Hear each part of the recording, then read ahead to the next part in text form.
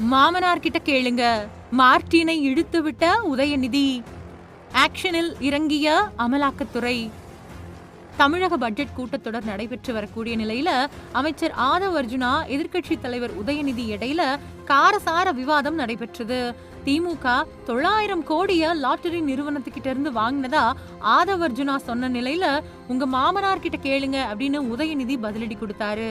இந்த நிலையில கோவையில லாட்டரி அதிபர் சாண்டியாகோ மார்ட்டினுக்கு சொந்தமான இடங்கள்ல அமலாக்கத்துறை அதிகாரிகள் அதிரடி சோதனையில ஈடுபட்டிருக்கிறதா தகவல் இப்போ வெளியாயிருக்கு. பரபரப்புக்கும் விறுவிறுப்புக்கும் பஞ்சம் இல்லாம தமிழக சட்டசபை பட்ஜெட் கூட்டத்தொடர் நடந்துட்டு வருது. விஜய் அரசோட முதல் பட்ஜெட் அப்படிங்கறதால மக்கள் இடையிலையும் அரசியல் களத்திலையும் பெருத்த எதிர்பார்ப்பு இருக்குது. சட்டசபையில பொது பட்ஜெட் அப்புறம் வேளாண் பட்ஜெட் தாக்கல் செய்யப்பட்டிருக்கக்கூடிய நிலையில பட்ஜெட் மீதான பொது விவாதம் நடந்துச்சு. அப்போ அமைச்சர் ஆதவ் அர்ஜுனா, எதிர்க்கட்சி தலைவர் உதயநிதி ஸ்டாலின் இடையில காரசார விவாதம் நடந்துச்சு.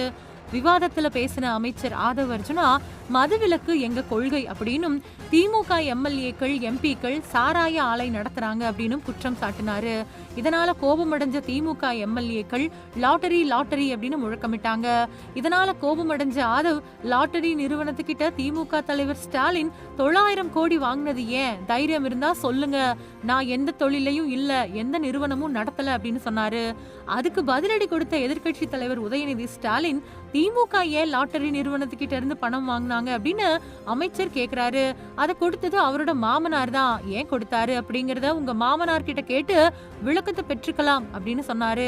அப்போ மறுபடியும் பதில் கொடுத்த ஆதவ் அர்ஜுனா, ஏன் பணம் வாங்கினாரு அப்படின்னு அவரு அப்பாவுக்கு மட்டும்தான் தெரியும், அவர் அப்பா கிட்ட தான் ஏன் பணம் வாங்கினாரு அப்படின்னு கேட்கணும், எனக்கு எதுவும் தெரியாது, அவங்க அப்பாவை இங்க காணோம், வீட்டுக்கு போய் அப்பா கிட்ட கேளுங்க அப்படின்னு பேசினாரு. இதனால சட்டசபையில பரபரப்பு ஏற்பட்டுச்சு.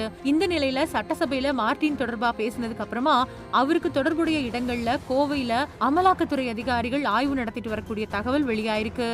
இந்த தகவல் பரபரப்பை ஏற்படுத்தி இருக்கு.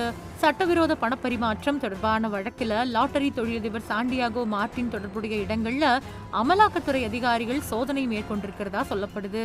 பண மோசடி தடுப்பு சட்டம் கீழ் மார்ட்டினுக்கு சொந்தமான நிறுவனங்கள், அலுவலகங்கள் அப்புறம் அவருக்கு தொடர்புடைய நபர்களோட இடங்கள்ல நடைபெற்று வரதாகவும் சொல்லப்படுது.